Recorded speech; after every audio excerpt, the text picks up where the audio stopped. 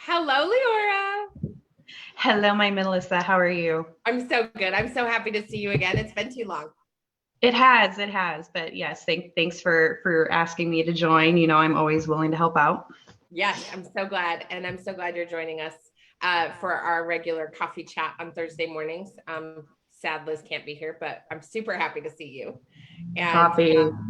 I love that we both have our coffee. Yep. Oh, this is not an endorsement for the name. This is not an endorsement. This is This is just a one of, dirty bird cup, so it's an endorsement for the birds. I like that. It's really good. It's all the naughty birds. Because, Too funny. Dr. Bird, there it is. Oh Leora, yeah, you can make that connection. Yeah. Mm-hmm. Clearly a little slow this morning, but okay, more coffee. Listen, that's what Coffee Chat is all about, moving slow and bringing in the day. So Leora, tell our audience a little bit about you and who you are and where you are. So my name's Leora, and I am the SVP of Lending for Colorado Federal Credit Union here in lovely Grand Junction, Colorado. I'm on the western slope. There is a whole other side to Colorado that most people don't know about. It's not all just Denver and Boulder and, the Front Range. So we serve 8 counties here on the western slope. And I oversee all lending operations, which is a bit of a departure from what I'm used to. Most people know me growing up in the mortgage side. So I'm really excited to dig my teeth into something new. So I oversee all lending, including credit cards and personal loans, even indirect auto lending. So it's really cool that I'm stretching out and learning more about lending in general and not just on the mortgage side. I'm also the managing editor of the Women with Vision and Vision magazines, which is with Christine Beckwith and her company 2020 Vision for Success Coaching. So I still get to write and I still get to help others who want to write. So I'm very happy that I still have that outlet in addition to what I'm doing at the credit union. That's really awesome. I feel the same way about Portland. In Oregon, because I live in Corvallis, Oregon, which is not what people envision when they think of Oregon. And so I feel the same way. Like, y'all, these are big states. Like, we don't all just live huge. Like, it's cities, a big, right? Giant square almost in the middle of the country. I love Grand Junction, though. I think it's so beautiful. When I grew up in Utah, so I grew up going to Colorado all the time. So have you been here before? Like, I have been to Grand Junction, yeah. Oh, that's awesome. So I actually live in Palisade, which is as far east as you can get in Grand Junction before you start going up into the mountains. And it's all about peaches and wine and hello, husband. And he's going to get the groceries. Nice. You know what? I've got Instacart coming in a couple hours, so I feel you on that.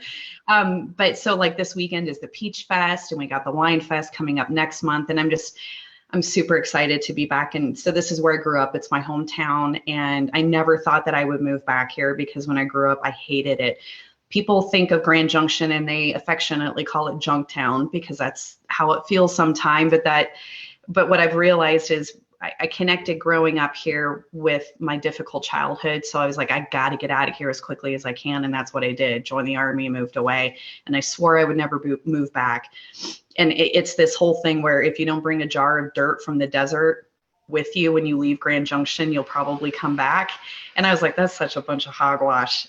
Didn't take the jar of dirt. And here we are. I'm back in Grand Junction, but I love it. I now that I've realized that I was connecting the town with the childhood and how difficult it was for me, and I can see the town for what it is and the opportunities that are here, and what I can do to help give back to the community I grew up in. I'm so excited. I'm so excited to be here and to be in the position I'm in at the credit union because it really does give me the ability to help others.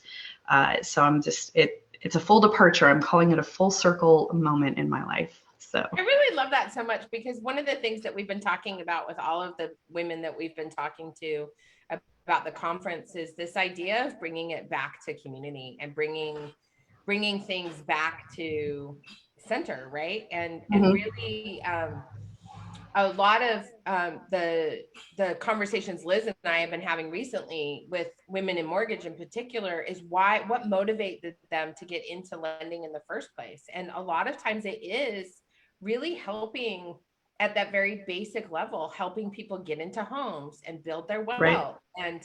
And I love that you come full circle and you're back home in the place you grew up because you and I, before we came live, were talking about the opportunities for advocacy and helping people in community build, generational wealth, and Right. your opportunities for advocacy, especially now that you are expanding into these other forms of lending, are really inspiring you. What do you want other women in mortgage or women in lending to know about taking opportunities in their community to advocate?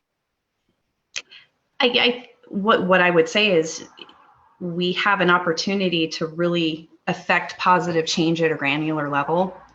And that's difficult to do when you're working in a large organization, or when you're like knee deep in other processes or other tasks that you're doing. And so I would say, even if it's just volunteering for Habitat for Humanity or working at a soup kitchen, attending local town halls. I'm getting involved in the political side of things out here. So I'm going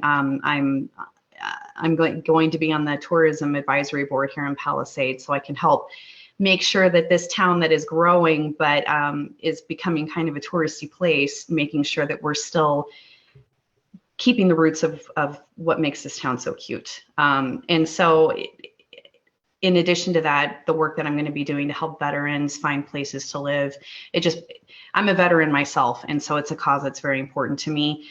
And it drives me crazy when I think of veterans not having a place to live or having a job or having stability. I feel like that they have earned that. Even if they were only in the military for a day or their entire career, they earn that the minute they sign on that line. And so what I would say is, for women, find what your passion is. Find what it is that really drives you to do what you do every single day, and see if there's an outlet for you to share that passion in your local community. That's really awesome.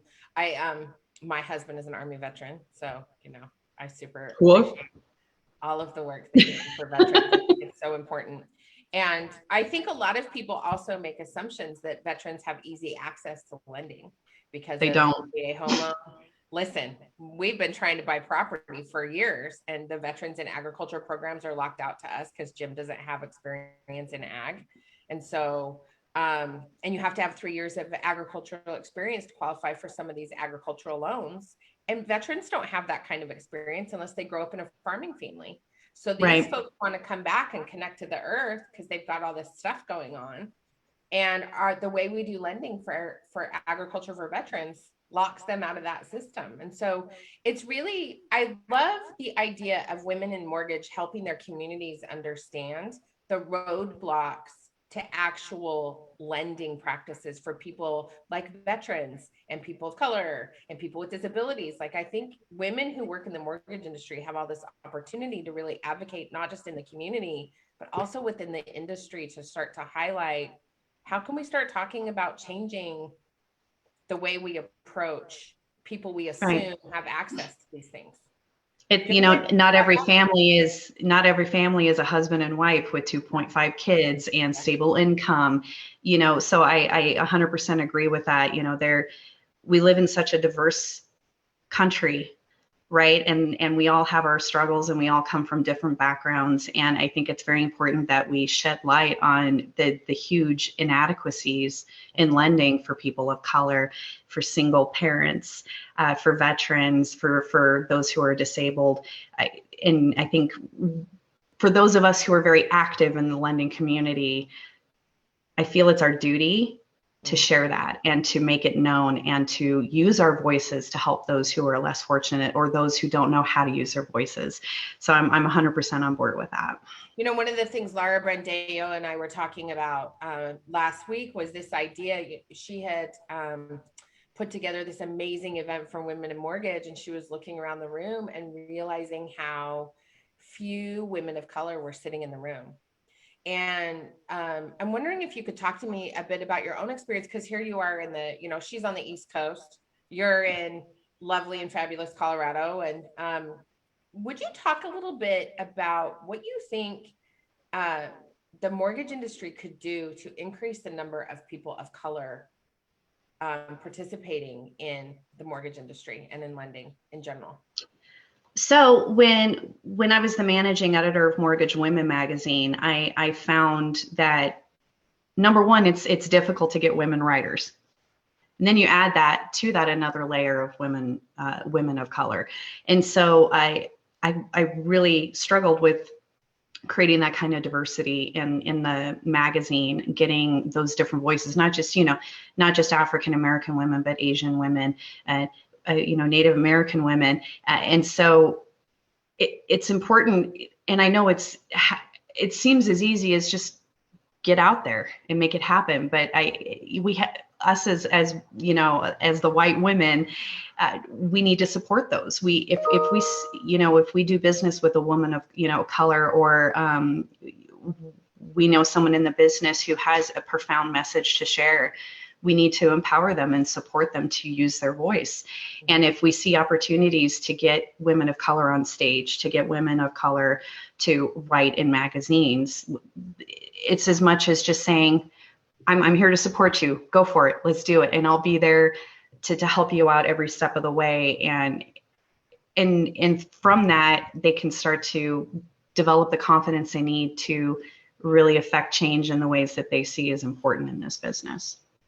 Yeah, I really, this has been a conundrum that has come up often as we have moved through this process of planning the conference for the last year, is how do we really, when we started that interview series last year, Liz and I were looking for women of color of all backgrounds to speak about their experience coming into the mortgage industry. And it was really hard to find. I mean, like, we were asking everybody, who do you know? I think I gave you a few. I think I did give you a few names, and you did interview Christy Furco, who's at Wells Fargo now, running all of the mortgage operations for Wells Fargo. That's so freaking awesome. Yeah, it's so hard to find. It really was. And I say this as someone who has been doing, diversity and inclusion work for like 20 years professionally. Like, I was shocked at how complicated it was also to find women in commercial lending and women, because we were trying to get out of just home lending and really think about the breadth of the mortgage lending industry, and how, commercial lending and out of the mortgage industry, and think about commercial lending and ag lending, and finding women in those spaces is really complicated. Yeah, I would imagine. How do you think that, this is really what we're trying to do with the conference, is really provide a safe space for women to come and talk and be really empowered by coaches and other folks like you're speaking at the conference, to think outside of their regular boxes, right? To really think outside of, to expand their thinking and think creatively about how they can help people in their community expand their wealth. Can you talk a little bit about what you're going to talk about at the conference? So, well, to be completely frank with you, I'm not 100% sure, because I have a couple of different angles that I was thinking about. So, you and I have talked about something that's really important to me, which is leading with love. So that's something that I think that's a topic that can resonate with anybody. It doesn't matter what industry you're in. But something I've really been focusing on lately is imposter syndrome, and how it seems to affect women more than it affects men. And so I would really love to dig into that more and give women the tools that they need to, what I like to call, shutting down the imposter monster, and which is something I deal with almost on a daily basis. And it's not something that people talk about, because it's kind of a taboo subject. And, women thinking that they're not worthy, or women thinking that, they'll be found out as failures if they take on a project or a task and they don't complete it in the way that they think that they should. You've got your perfectionists, you've got your people who think they have to be superheroes in their job in order to feel worthy. And so that's a topic that I just feel right now is just very relevant. And so that's what I plan on digging into. And it's going to be more of a workshop, not just me being the talking head in the front. So it's going to be a workshop where, we're going to sit down with these women in this virtual space and say, okay, do you find yourself saying these things? And do you find yourself doing these things? Do you see yourself as a perfectionist? And once we can narrow that down, give them the tools to quiet those particular imposter monsters. That's really, really awesome. I think that so much, and you really just nailed it with this idea of, we start doing our work and we get into the office or we get into our workspaces, and we think we have to perform at a completely different level. Men just walk in and fumble through it. I mean, I see it in my husband all the time. He's like, he just starts doing stuff and I'm all, don't you have to have a plan before that? Like, I watch him and I'm like, but you don't know what you're doing. And he's like, I'll just learn as I go. And I'm like, oh. And I see that. Even see it between my son and my daughter, right? Like, men just kind of fumble their way into stuff, and women are like, well, I have to have a plan, and I have to do it perfect, and I have to do this, and I have to do that. And I think, right. And then I'm so glad you're doing that. I saw a comment somewhere where some guy, where a woman asked, a man, aren't you worried that you're going to fail? And the guy just says, well, I'm entitled to make a mistake every now and again, aren't I? And women don't think like that. We think, no, we're not, there's no room for mistakes. There's no room for error, because sometimes it's so hard just to get the seat at the table that we're terrified of losing it. I can speak from this personally because it's happened to me. I've gone through some really crushing job losses and some pretty epic failures, and I stew in that for weeks and sometimes months, and then it turns into depression, and then it turns into anxiety and all this other stuff, and then I start to withdraw and pull back from the things that truly give me joy. And that's what I want to help women navigate through is don't let it derail every single thing that you've done and all the accomplishments that you have gotten in your life. It's just a failure. It's a moment in time, and we can move past it and not let it derail everything. I was just putting my husband ordered all of these inspirational stickers for me for some whatever it is. Some of them are really terrible, but one of them was, and I just stuck it like over on this thing that I have over here next to me, but it says, don't trip over something that is behind you. Oh, I love that. Isn't that good?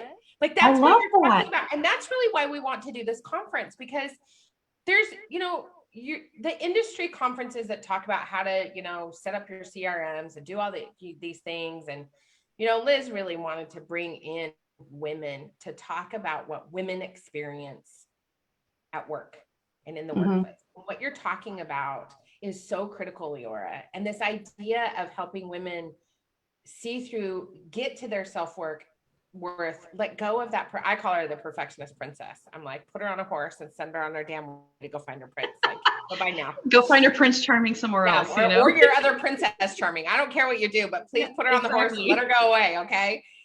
But this idea of don't trip over something that is behind you, I think that's what you're talking about, is this idea of how do we fall down and go boom and then move forward without falling into anxiety and depression and like really pushing through it. So I'm so excited for you to talk at the conference, because that's really, we're trying to give women in mortgage and real estate and finance a completely different idea of how they can operate in the industry. And so I'm just really excited to be part of it. And I'm so excited to be involved, and I'm so grateful. Thank you for the opportunity. Thank you for coming and chatting with me this morning and for having coffee with me. I so appreciate you. Oh, and I appreciate you too. I can't wait to see you again, right? I know. It's going to be. Wait, have we ever actually met in person? I don't think we have. I don't think we have. Oh. So, well, we got to fix that somehow. We totally do. Thank you so Come much. Come on to Grand Junction and have some wine with me. I would love to do that. Thank you so much for being with me today, Leora. Yeah, you have a wonderful day. Thanks, you too.